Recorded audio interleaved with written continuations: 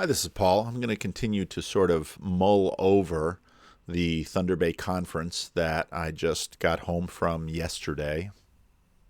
And I might work through the at least pieces of the speech that I gave early on, and we'll see how that goes. As I mentioned in the previous video about the conference, Burke, Catherine's son, asked me, "So you're gonna wing it?" And Burke must be watching my videos because yeah, I wing it a lot, Burke. I wing it a lot. So this is the beginning of my presentation. Basically, each of the four speakers in the conference, John Vervaeke went first, then I went second, then Richard Mandrell, Dr. Richard Mandrell, who teaches in Thunder Bay, went third. He teaches psychology of mind. And Jonathan Pageau went fourth. And then first, John Vervaeke and I had a dialogos, and then Richard Mandrell and Jonathan Pageau had a dialogos, and then the conference went on from there. And all of that was videotaped, and I have a lot of confidence that the recordings are going to be good. Tried to set up a stream, but they weren't really set up for it, and I didn't really have the kind of equipment I needed to do it well. So there was no live stream, but the quality of the video recording should be good. So I'm really looking forward to those being released. I think Catherine's going to just simply release them to myself and John and Jonathan, and then we'll start releasing them as it fits for each of our channels, and that's probably what we'll do. But there's a tremendous amount of video content that conference generated, and we haven't seen any video content from the German festival yet. At least if we have, I haven't been notified.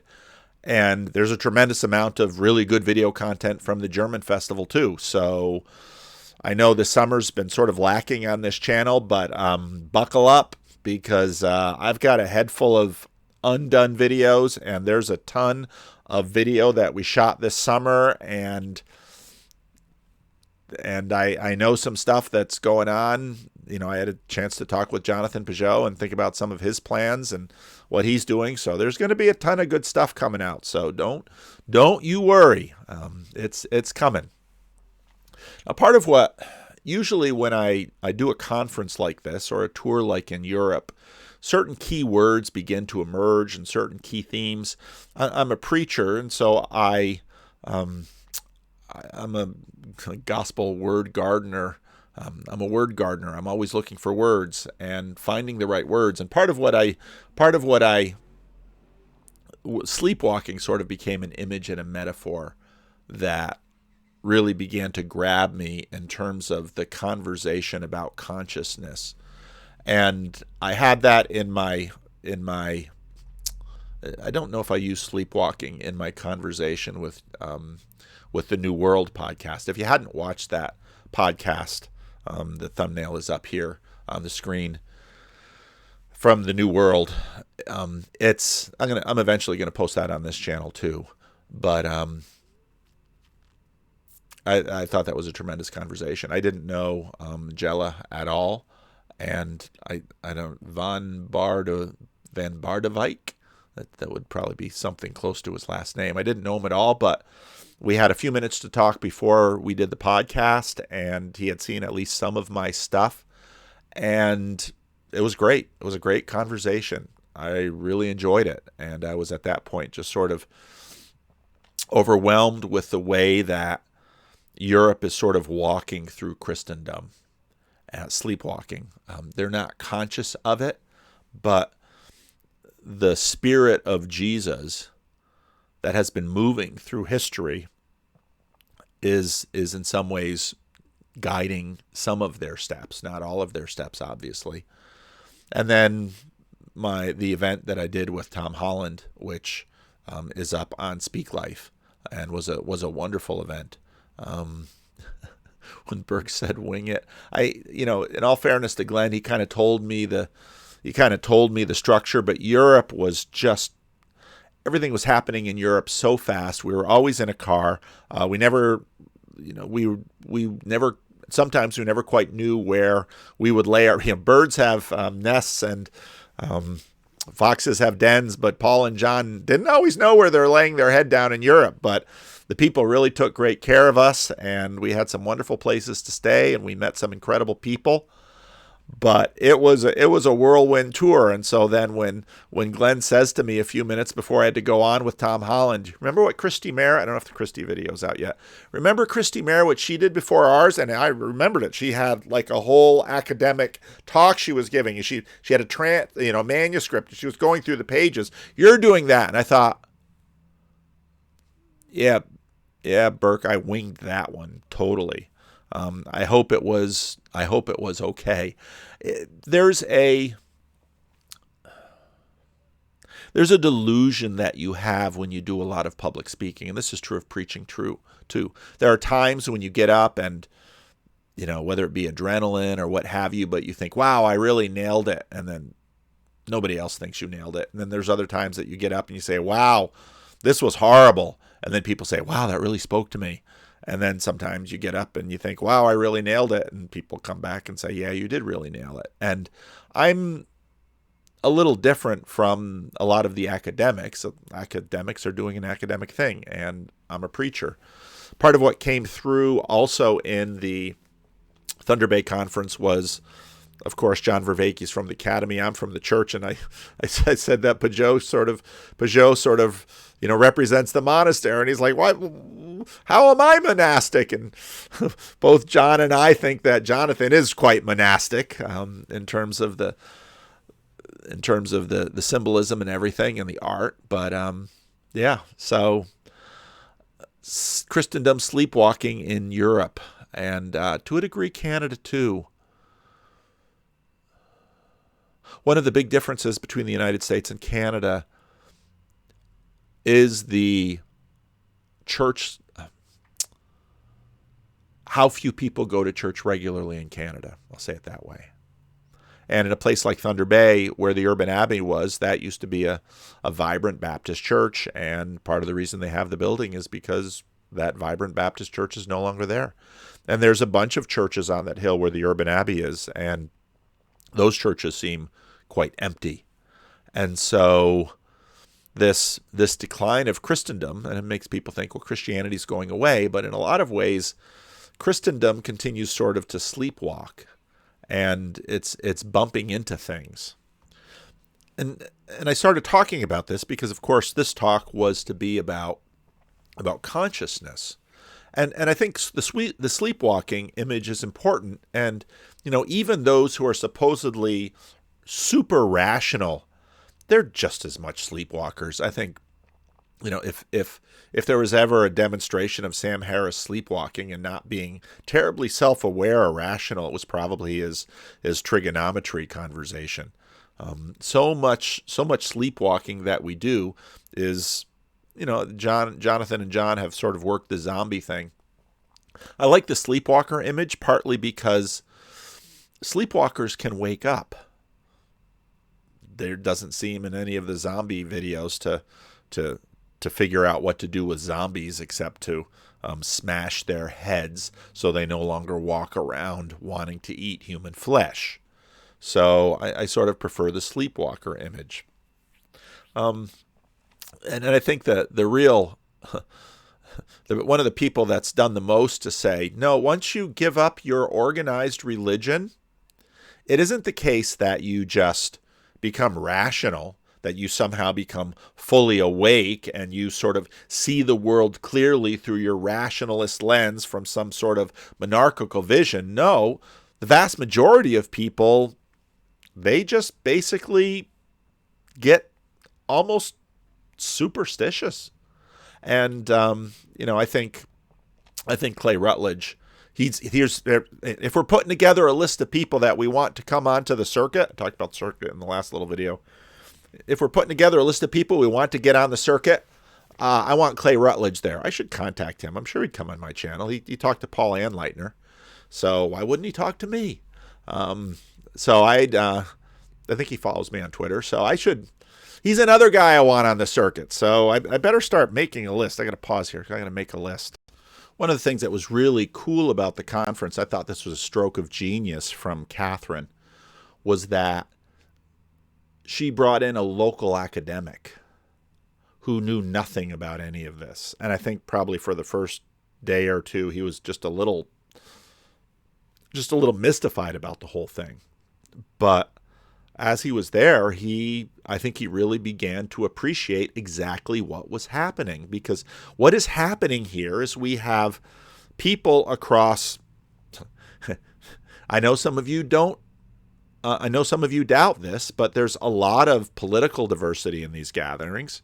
There's a lot of diversity in terms of Christian and non-Christian and other religious perspectives or non-religious perspectives in these gatherings. And these are serious conversations about serious issues. I should put Bishop Barron on the circuit list too. All right, so I'm getting my list together. I just had, the three of us that were there, me and Pageau and Vervaeke. We'll invite Jordan. Jordan would be a difficult guy to invite because tickets would sell out fast. I mean, he's just got a different level of popularity.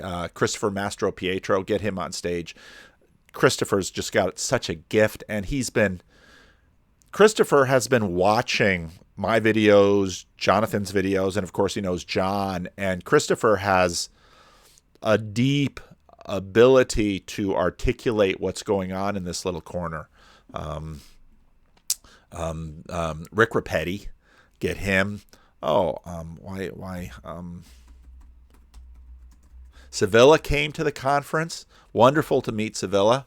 Rick Rapetti, Clay Rutledge, Bishop Barron. We'll let Bishop Barron come. I mean, he's another guy that if you get there, you're going to have to really figure out how to sell tickets so that it just doesn't become sort of a Jordan Peterson event. You'd have to, those kind of events you'd have to really be careful with. Brett Sockled, totally want to get Brett Sockled into something like this. And yeah, so if you've got other names for the circuit, put them in here. See, I've already not done well to segregate my videos. And when I first started making this talk, I was first thinking about the fact that the rise of the nuns is a sign of the end of relational religion. And then the more I thought about it, I thought, no, Verizon Lisa. Some of you might not remember Verizon Lisa. Verizon Lisa is from this LG Lucid Verizon commercial where the universe is telling her to buy a new phone and telling her that her outfit looks nice and her hair looks nice. And my experience with a lot of people who've deconstructed is they're in sort of a rationalist phase, but before you know it, they re-enchant the world around them, but they do so in a rather disorganized way and a non-communal way, and they do so in a way that is actually sort of anti-rational, because part of what happens when you actually live and work with a community that very much inhabits an enchanted space is that the reality of the community and the communal dynamics sort of restrain the natural reanimism that is within us as human beings. And, you can't just walk around imagining that that you have this amazing gift of prophecy or this amazing gift of healing or something like that when you're in a community and some of your prophecies are wrong and some of your healings didn't pan out. Now, I'm not a cessationist, which I forget just how noisy Florin Road is after I've been gone for a while. I don't know what's going on out there, but people are having a little fight in the streets. So community and a tradition is vitally important if you want to sort of re-enchant the world in a much more rational way, a much more credible way.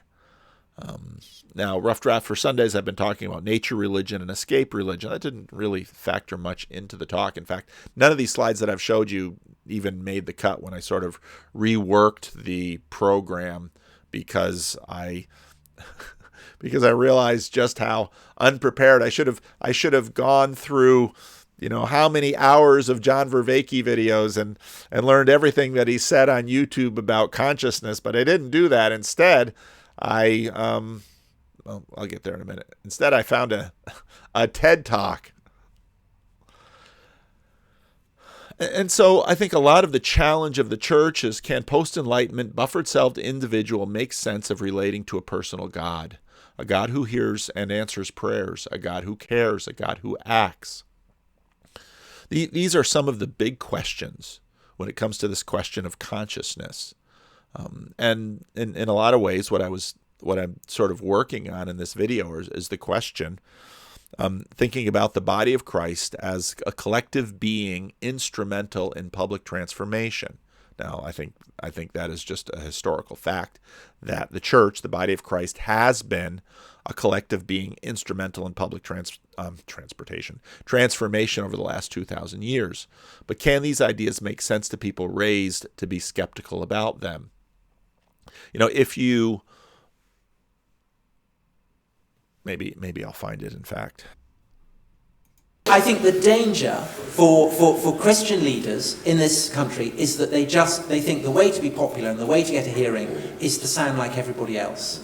But it isn't, because why would anyone pay any attention to a bishop who is saying exactly what everybody else is saying? But if a bishop is coming out and banging on about, I don't know, crossing the Red Sea or angels or something, then that's really interesting. And to go back to the Tolkien thing, and the huge excitement around this new TV series. People love all that stuff. Elves and darkness and orcs and things. And it's all drawing on, it's deeply, deeply Christian. If people are into kind of, the ersatz version, I think people would be very into the original version as well. It is the best story ever told. Christianity is the most popular explanation for why we're on this planet that humanity has ever devised. I mean, whether it's true or not is a different matter. But as a matter of historical record, it is the most compelling story. More people have found it thrilling and moving and exciting and believed in it than in any other comparable conglomeration of stories. But it often seems as though people involved in the churches are somehow embarrassed about these stories.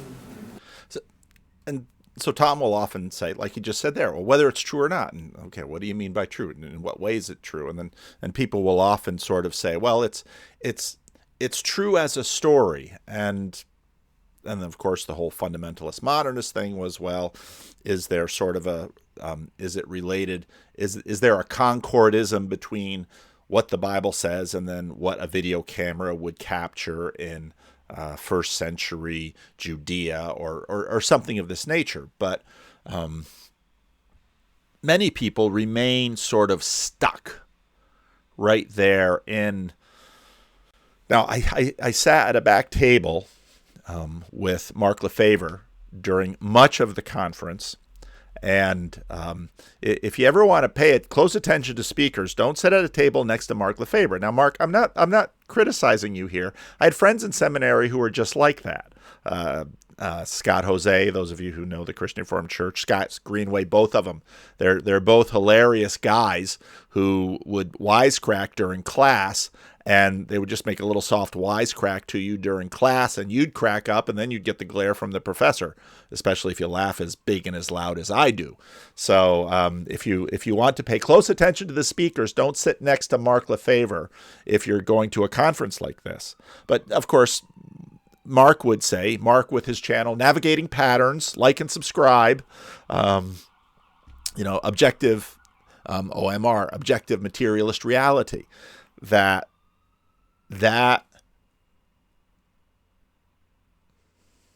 worldview, those who have been formed and raised by it. One of the most common questions I get when I go and I do these events is people will come up to me and say, something like Tom Holland. I mean, I'm so enamored and thrilled by the Christian story. I want to live into it, but I just can't really believe it's true. And again, by true, they mean this sort of concordism with objective material reality, OMR. As, see, Mark, you're colonizing me, Mark. I'm sure you're very happy about that, even though I'm not watching the videos on your channel. I'm not watching them not because they're not good videos. I just, I don't know. I need something more lyrical, Mark. And Mark's just a logical, straightforward kind of guy. But and why I often answer the question, well, how can I believe in the resurrection? Because I was born to parents who believed in the resurrection, to a community who believed in the resurrection. We believe things that we believe things in community. And if you want to believe something new, you have to get yourself into a community that believes what you want to believe. That's just a psychological fact about human beings. We believe, we derive our beliefs, we maintain our beliefs. We derive our beliefs, we maintain our beliefs by virtue of what everyone else believes around us. We mentioned before that if you're isolated, you're probably not going to be able to maintain your sanity because, again, for this very dynamic that we believe in community. And it's not just that we're checking. I had a conversation this morning about a woman in my church circles who seems to have gone off her schizophrenia medication. I didn't know she was on it, but she's been sending me messages and emails, almost once a day that are just completely out of whack. And I've known a lot of schizophrenics now over the years here.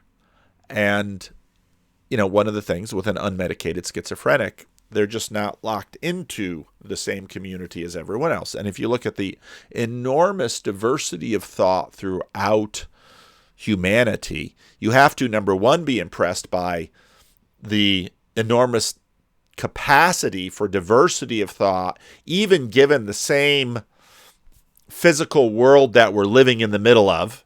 I mean, how many different ways are there to interpret this world? Just read anthropology about, read the book about Kit Carson and the Navajo, Blood and Thunder. There's just so much out there. Human beings can live and believe so many different ways, but we do so with community. Now,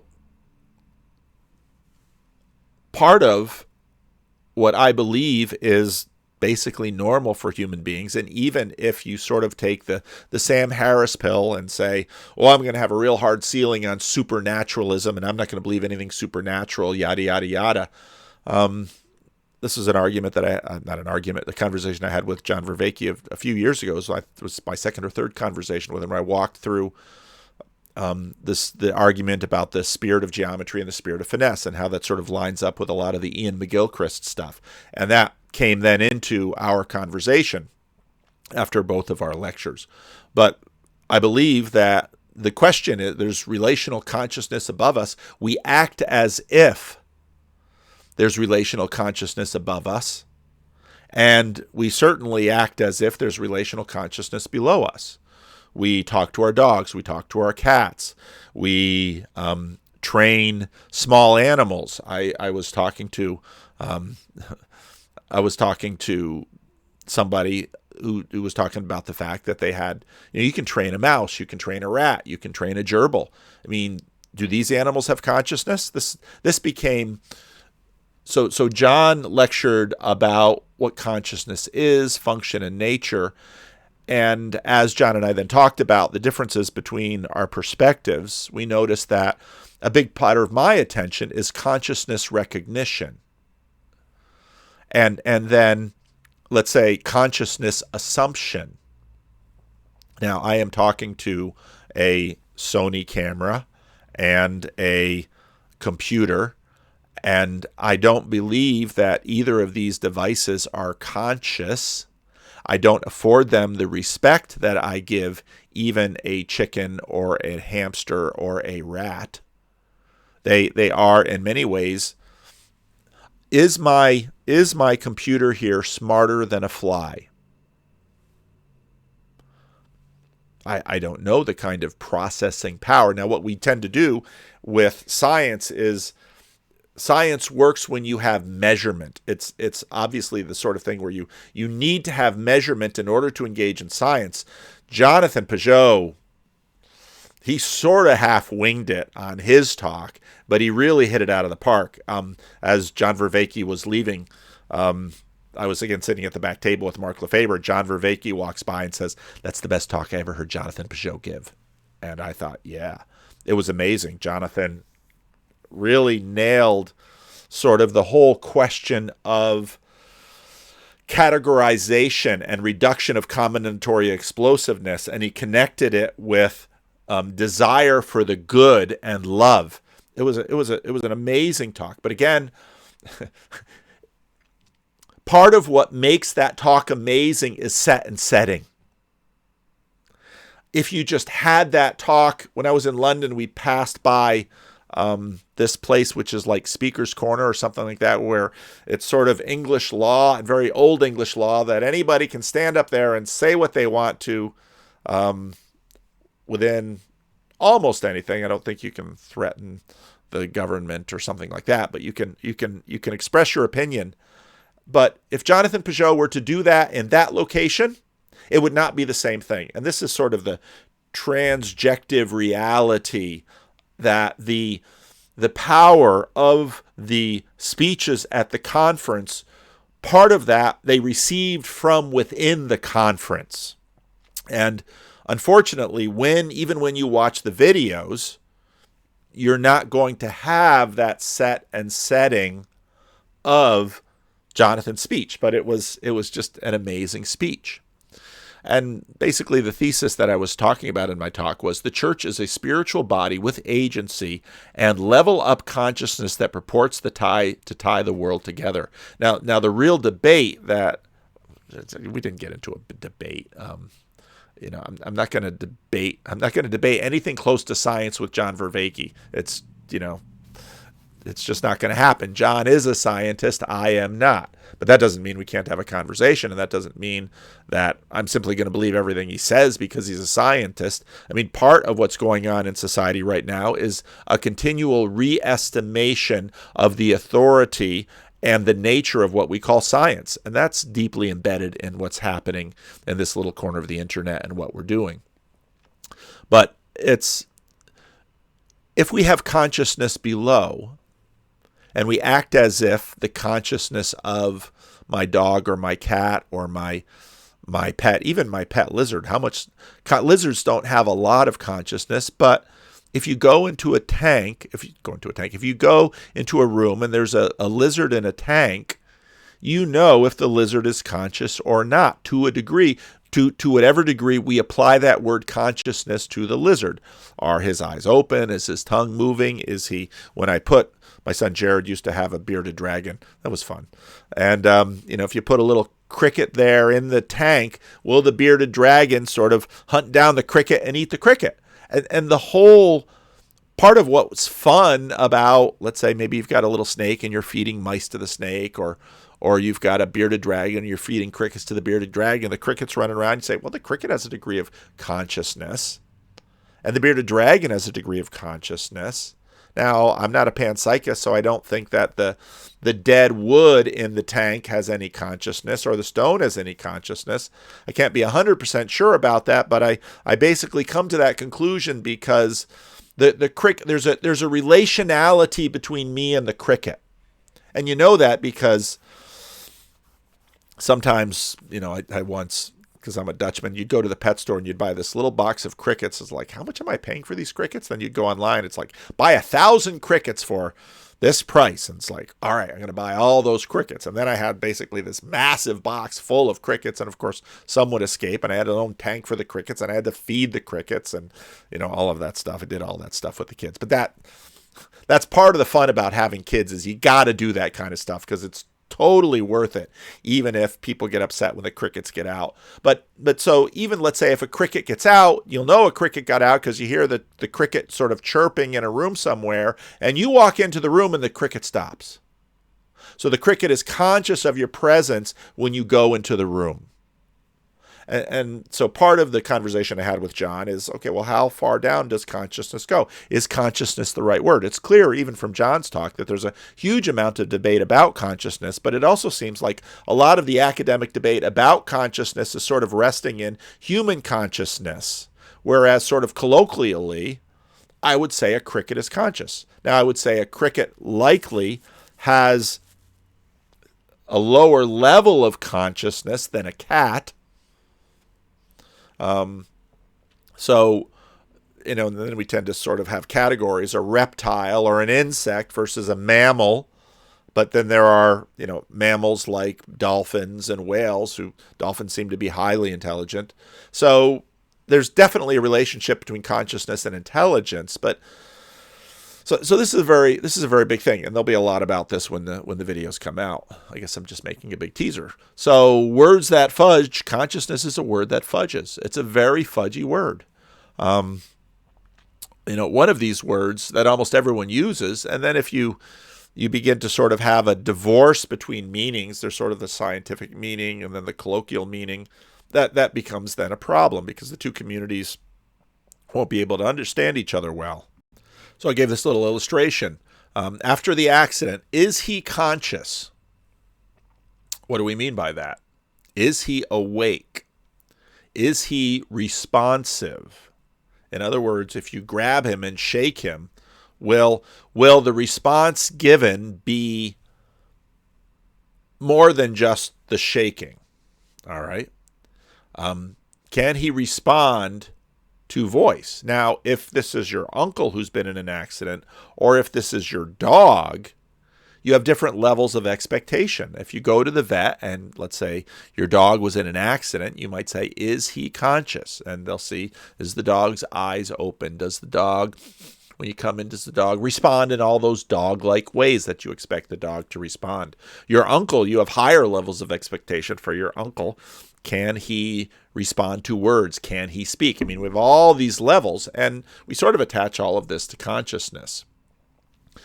So, of course, while John Vervaeke is talking about, the 5 A's of consciousness and all of this important studies in consciousness, idiot PVK goes and gets a TED talk from YouTube. I just went to YouTube and typed in, what is consciousness? And the first video to come up was this TED Ed talk, and I made jokes about, TED having authority and all of that stuff.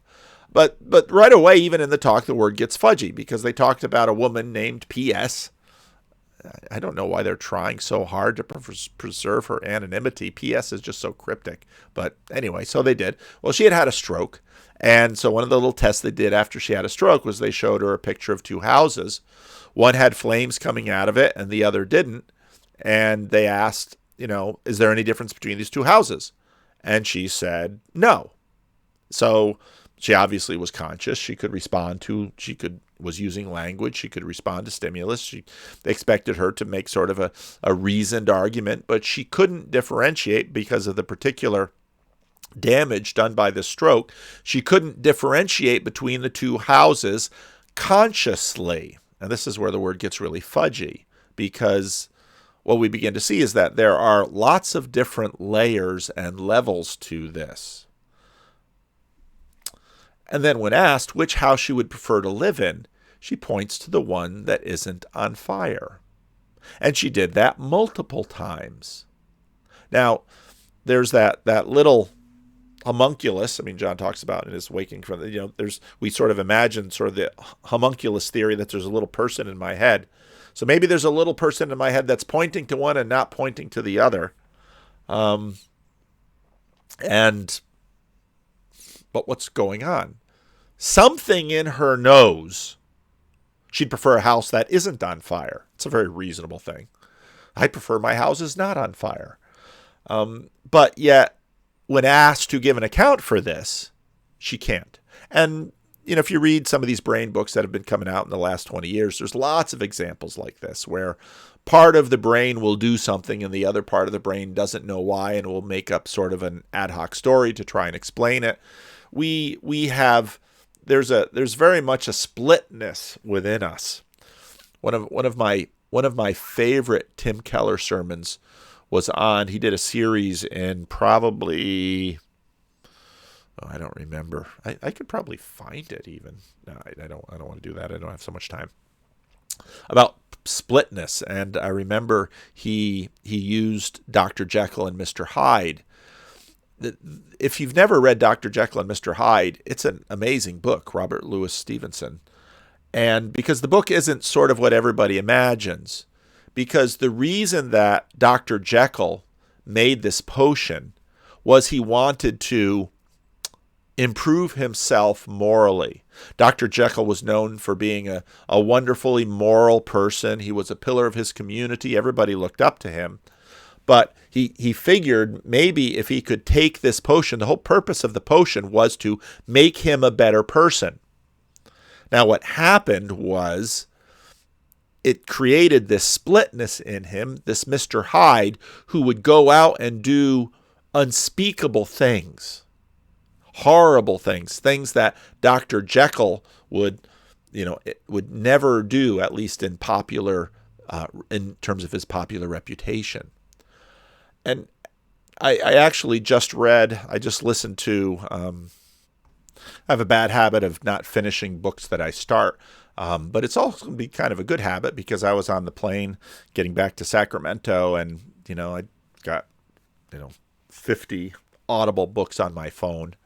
And, what do I want to listen to? I haven't finished Love's Executioner, this Irvin Yalom book, which I really enjoyed. And I listened to the chapter on therapeutic monogamy. It's just a fascinating chapter about a woman who's deeply troubled. But then this alternative personality then comes out of her, quite surprisingly, even after he had her in treatment for a very long time. And, this and his attempt to try to integrate the two people within this one woman. Those are just fascinating stories. And you just have the sense that in some ways, this woman who wants to live in the house that is not on fire is sort of sleepwalking. She knows things she can't articulate. Now, that's true of all of us. In fact, for a lot of people who, when they discovered Jordan Peterson, lights went on because people again and again would say, he was able to articulate something that I knew but wasn't able to say. Okay. What does that mean? Are you conscious of something? You're sort of conscious. And if you've ever, there's lucid dreaming. If you've ever sleepwalked, if you're someone who talks in your sleep, or so Jared and I are both, a bunch of you got to meet Jared at the event. Jared and I are both about the same height, which means that when we fly, so we don't fly in private planes or first class. When we're back there in steerage on the airplane and the seat's against our knees, we don't lean our seats back to sleep because the seat's too small. And leaning back actually isn't comfortable. So when Jared and I try to sleep on a plane, we usually just sort of hold our head with our hands on our lap and try to sleep that way. And Jared says to me, he says, you don't really sleep on a plane. You just kind of go into this weird state where, you just kind of go in and out of conscious. And often that's how I use audiobooks, especially on a plane, because I'll start listening to something or a podcast and I'll know whether or not I slept by how much I remember from the podcast. So sometimes it'll be like I didn't sleep at all, but then I'll take a look at just how much of the audiobook I've been through. Oh, well, that was over an hour, and I got to back it up to an hour to the last thing I remember, so I know that I've slept an hour. There'll be times when, I usually have sleep timers on things if I, put on some sleep headphones. But back before that had happened, something would be music or a podcast or something would be playing. I'd have a dream where my wife was annoyed at me for listening to something when she was around. And so then I'm listening to something. So I take out my cell phone in the dream and I try to turn it off, and that won't turn it off. And I try to unplug the headphones and and nothing can get rid of the sound. And you think about the movie Inception with all these layers of sleep. Well, we seem to have a lot of layers when we're awake too. And I should probably have not Dr. Jim, the cardiologist from. I'd like to have Dr. Jim back on the show again, but Dr. James, who teaches at a local community college, who goes to our meetup here. Because if you go all the way back to one of the early conversations when I had with him, I mean, there's real questions as to what degree are we are we always sort of dreaming and we're not conscious of it, or this manifest image that we're embedded in is just so vivid that our dreams sort of go to the background? Or when you're a kid in a classroom, you're sort of daydreaming. We have that word. So this woman, there's a level to her that knows she likes her houses not on fire, but she can't tell the researchers why she picks one rather than the other. And there's all this language check that we do. In fact, in the little video that I made, Luke said something that I want to play here. Just Luke uses the word in a way that all of us simply understand what he's saying, and none of us pauses and bats an eye about the use of the word. Well, and we were talking about this out there, and Mark, I feel like there's really an emerging consciousness. We're moving out of culture war, debate, camps, ideological camps, arguing and fighting amidst each other. I think part of that's podcasts. I think part of that is, I was mentioning, like, I used to be kind of involved, not really anymore, but the Rethinking Hell stuff. And that's what that was. It was people from these different groups having conversations. And it's podcasts, Rogan, I'm not married to my ideas. That's essentially what he's been modeling. So we have this emerging consciousness. Why would you use that word? Is it the wrong word? In the 1970s, there was a lot of consciousness raising, and then you look at the definition of it, and it says the activity of seeking to make more people aware of personal, social, or political issues. But it's not just make people aware. Consciousness raisers were expecting a new consciousness in a body. Not just in the individual human beings. They're expecting things like social action, political transformation, etc. It's all implicit in the language, and all this in a secular age. And then there's, higher consciousness. And if you go to episode 12 of Awakening from the Meaning Crisis, higher states of consciousness. Now, I think part of what's going on is that in sort of the left brain McGilchrist way, when we talk about consciousness, we want to make it as binary as possible because it helps in the measurement. But we don't use the word that way at all. We use the word in a fairly broad way. The semantic range is the lexical range is really quite broad, how we use consciousness. And, I haven't surveyed dictionaries to try to see just how many definitions they have down there, but my guess is if you had to put together a dictionary in terms of defining consciousness, you're really going to have some trouble because we regularly use the word in a particular way, and we all sort of know what we're talking about, but we don't pursue those questions very hard to sort of get an idea about it. And again, when you think of, consciousness is also all about a body. Now, I talked a little bit about, this slide was mostly for people who, let's say, hadn't watched a lot of my videos, because when I go to a conference like this, I have to backtrack and define a lot more of my terms. And Mark says I really have to do that more anyway, because God number one and God number two, and upper and lower register, and thing one and thing two. And I've got all of these monarchical vision. I've got all these little terms that have sort of cropped up and are known as Vanderclayism, sort of within this little sphere. But, part of the point that Cartesian dualism has given us is when we think of spirit, we think of some strange ethereal substance. And even if I use the word ethereal, you sort of are locked into the discarded image where the earth is below, and then you have the moon, and up from there. The ether is above the moon, and air is below the moon. That language is still in our world, but there's some sort of special substance that mind and spirit and heaven are made of, but we think of that in very materialistic images. And part of what's going on in this little corner of the internet, sort of undoing Cartesian dualism, is an attempt towards a a much more integrated system where we can have some understanding of spirit apart from ethereal substance. Because what happens then in conversations about that rationalists or new atheists, they'll basically deny supernatural, the substance upon which supernatural events or beings are made of. In other words, it's sort of a emergent materialism just with not matter but ethereal substance. And that's what spirits are. And so a lot of what we're doing here is talking about how can we really use this language? What does it mean? And we just keep struggling to understand the relationship between them. Reductive materialism sees the upper register as dependent upon the lower.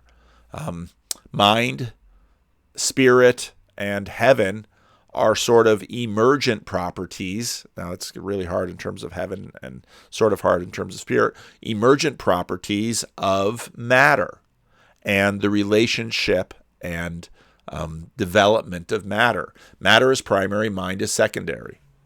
And I think this is part of the reason for the rise of panpsychism, because you've just got to try to figure out how to get mind into the universe. And so then there are all of these systems that makes mind primary. And I think it actually works better in a Christian system where you make God primary and God has mind. And so we sort of get it from God. And then there's the Rupert Sheldrake question, which I loved when he said it. When he said it, I remember saw a video of him saying it. It was like, holy cow. Now there's a question to wrestle with. If consciousness is materially emergent, shouldn't the sun be conscious? Now just look at the amount of electrical connections that there are in the sun. Rupert Sheldrake asked that question, and then he's actually got a video on YouTube about it.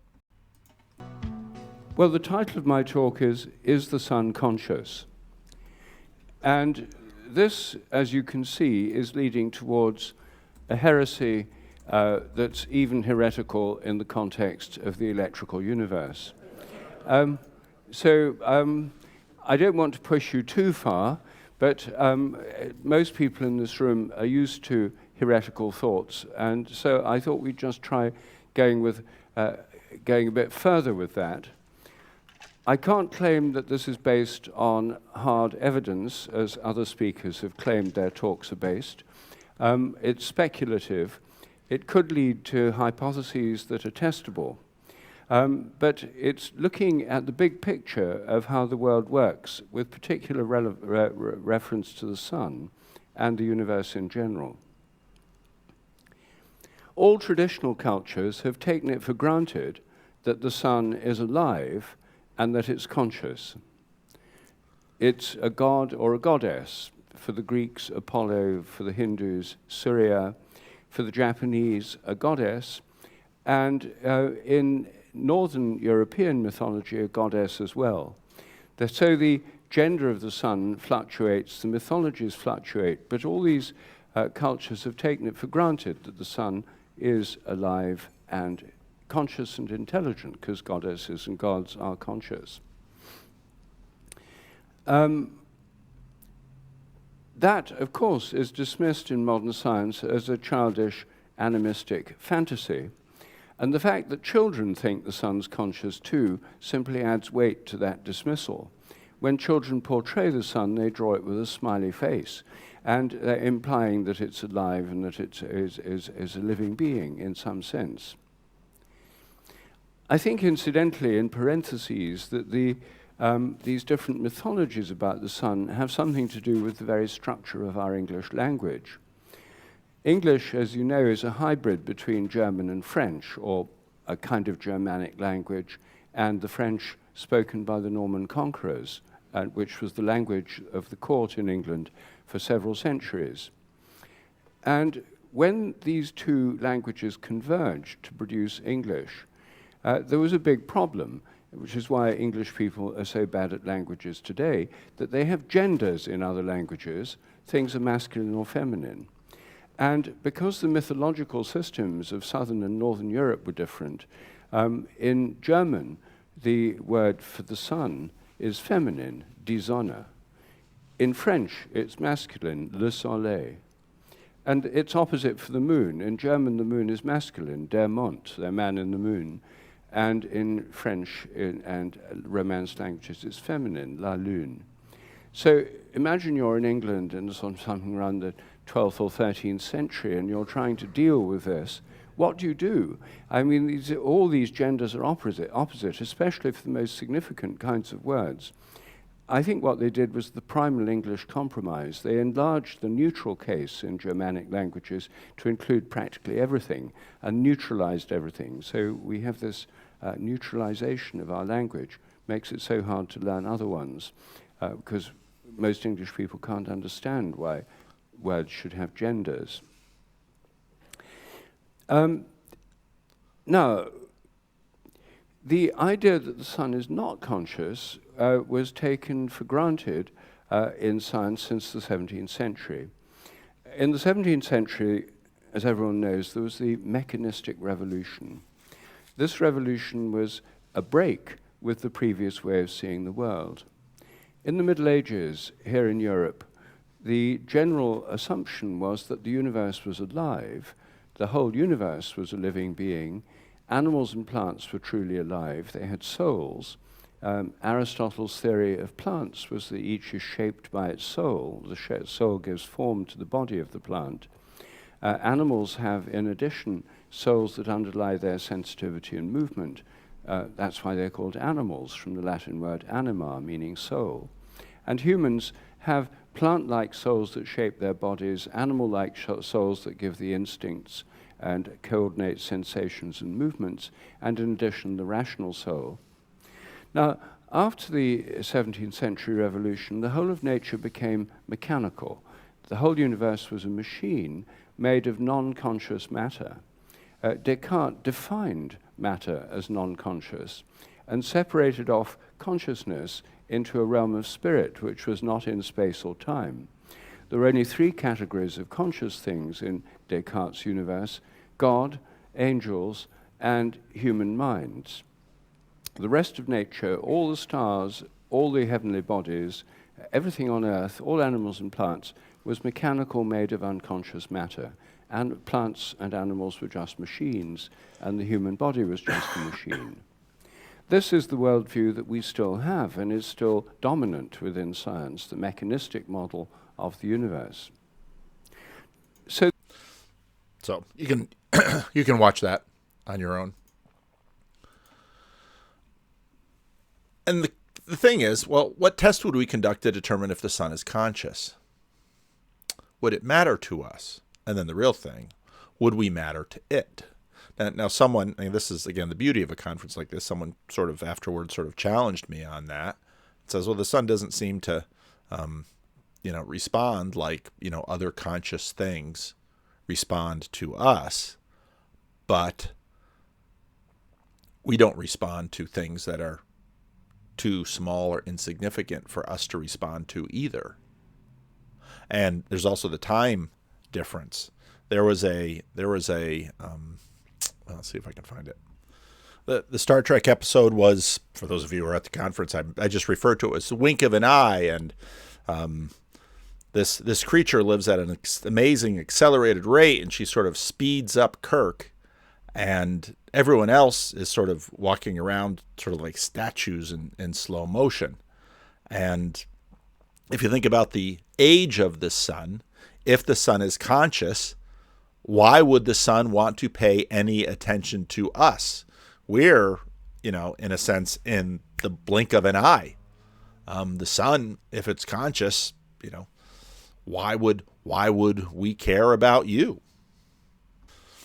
Now, something towards a less fudgy understanding, we usually judge consciousness as a being's ability to respond intelligently to a change in their environment. When I walk into a bedroom with an escaped cricket, the cricket stops chirping. Why? Because if the cricket keeps chirping, I can probably find it somewhere. Now, I don't I have very little understanding of how a cricket would see me, but my size compared to the cricket, how much the cricket can hear, that cricket will be afraid of me, will think that I might eat the cricket or feed it to my bearded dragon, so that cricket will pause.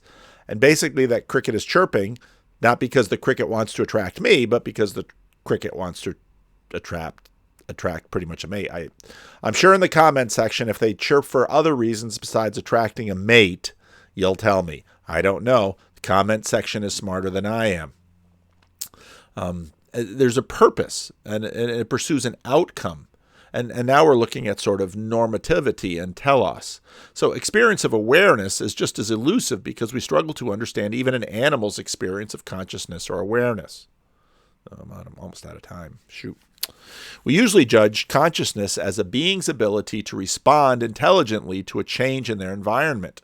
Do plants have consciousness? I don't know.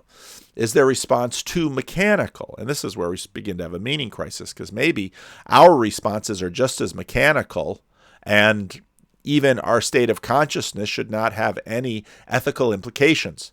Now, Richard Mandrell gave a terrific talk where he talked about locked-in syndrome and a bunch of other things, and talked about actually how limited our ability to be aware of consciousness is from the outside. And he gave an example. So there was this case of Juan Torres. Doctors thought Juan Torres was in a vegetative state, but as it turns out, he was conscious, and he was very aware of everything that was going on around him. He made memories, and well, this is a rather terrifying thing, because basically, what if they took him off the machine? They've got him on a ventilator and they've got him on a feeding tube, but eventually a doctor called the house and said, "Well, how's Juan?" And she said, "Well, you can talk to him." What do you mean I can talk to him? Well, he recovered. And so there's a lot of questions about that. And some of that came into the conversation a little later too. And then I basically on slides walked them through this little interchange. Let's see how forget about unconscious sexual selection for a minute. We'll just parse that off, because maybe there are gradations of consciousness. I don't know. Insects do. And I would say there are gradations of consciousness. Now, again, you've got a nomenclature question. What are we going to use the word consciousness for? Some damn complex things. And have you ever seen that BBC clip of the pufferfish making a sculpture? Oh, yes, I think I have. Yes, I mean, yes. That's quite something, because that pufferfish is... We should talk on the way to the chapel. Okay, we can do that. Okay. Well, it's a hard day to talk to Penrose and you at the same day. I know, yes. So I don't think it's completely out of the realm of question that part of the apprehension that there's a spirit that gives rise to material order is a metaphysical reflection of the idea that consciousness shapes biological being through sexual selection. But that spirit would have to have been around before evolution got started, and so you got to... Well, fair enough. It's a big thing. That's a big problem. Now earlier, Dawkins had talked about consciousness and intelligence. I guess I do got to go back to the slides. And John rightly noted, and especially given the context where they've got to walk, maybe Dawkins was being incautious in terms of his language, but Peterson lays out, well, maybe I'll play the broader clip. Do you identify the religious impulse, let's say, or even the religious phenomena, with the totalitarian proclivity for dogmatic certainty and the potential acceleration of aggression and atrocity as a consequence? No. I care first and foremost about scientific truth. And so to me, it is a scientific question whether there is a supernatural power, creative power, intelligence in the universe. I think that's a very fascinating question. I think that if that were true, it would be the most important scientific truth if there is. It would be a fundamentally different kind of universe that we live in if there is a creative intelligence. Now, what he says right there is really important, because in my experience, many people who stay, let's say, on the other side of the line from theism, that believes and lives as if there's a relational God who, unlike the sun, cares about us. Many people look at the world and come up with a judgment that says, too much chaos. Any intelligent being that would create a world like this might not be good. Better to imagine the world is the product of chaos. Now, that has problems of its own, of course, but sort of that rough gut estimation is, I think, what people move from. Now, that rough gut estimation is not, of course,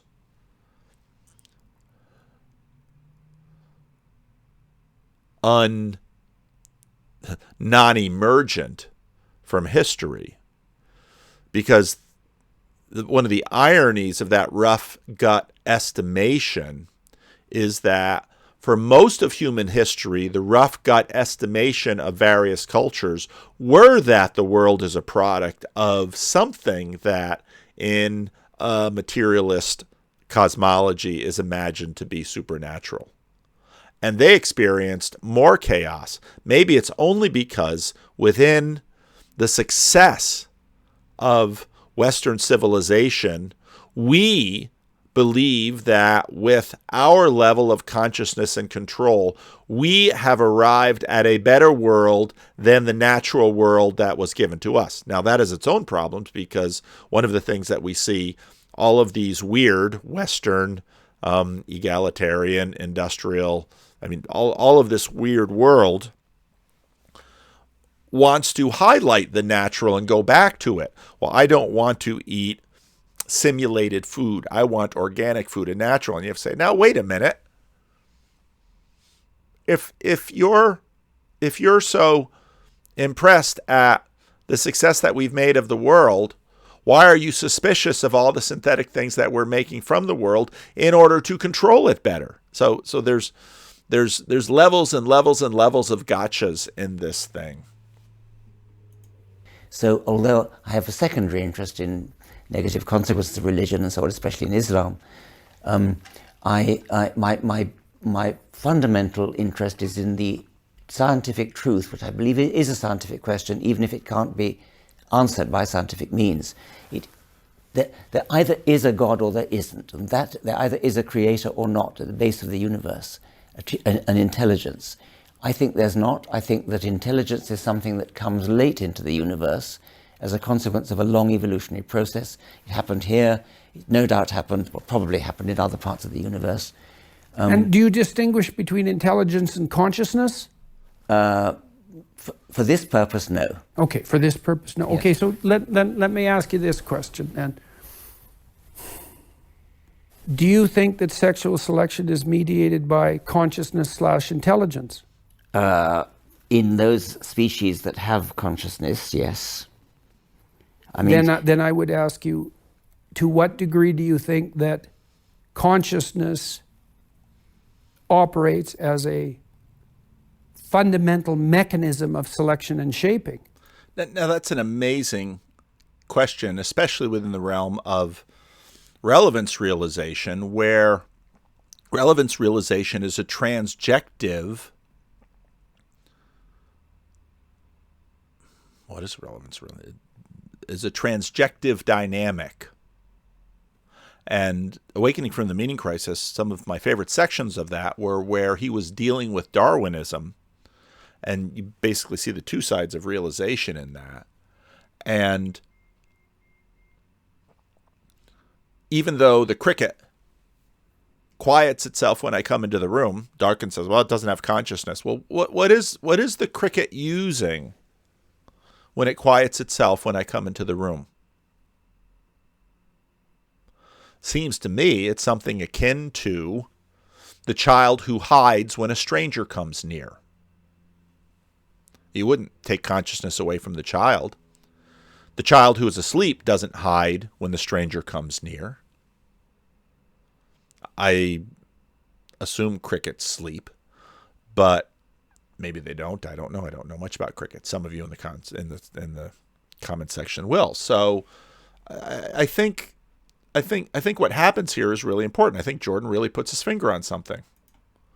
Because I mean, that is a very profoundly interesting question. And I mean, sexual selection happens in insects, which I do not think are conscious. And yeah, well, that's a tough one. I mean, I know yes. butterflies can detect a deviation from symmetry in their partners at the part of 1 in a million. And the reason I put that little house with the burning and not burning picture and the woman who selects the non-burning house is because she's making a selection. Now, is this a conscious selection in the way that when you go into the restaurant and you open a menu and you choose something on the menu? No. But she's making a selection. And the butterfly is making a selection. And the cricket is selecting to no longer chirp. And so I've got a much broader definition of consciousness. So there is sexual selection throughout the animal kingdom. And consciousness can happen without consciousness. I think so, yes. But let's look in humans, yes, I should think so. Okay, so when I look... And I made the point that some... I've read a bunch of marriage books in my lifetime. Some marriage theories are that we choose a partner on the basis of the unresolved issues we've had with our parents. Now, most of those issues are unresolved and unaware, and we are, and I can obviously use this word for it, we are unconscious of those issues that we have. Yet, we choose a partner, and once you have this idea that we choose partners based on the unresolved issues we had with our parents, you look at who people choose, there's way too many variables to really look at this scientifically in a lot of ways, but it's an interesting theory, and I look around and I think, wow, there seems to be some validity to that. Why is it, this is a very well-known phenomenon, why is it that people will say, I remember the first time I saw my wife. I remember it. Now, I know memories aren't exactly like pictures, but because there are details of that picture that I couldn't pop up. But I remember when and where she was walking into Rooks Vendellen. She was moving into the dorm that day. I was probably working as a security guard, directing traffic so that people wouldn't clog the roadway. And I saw her and I remembered her.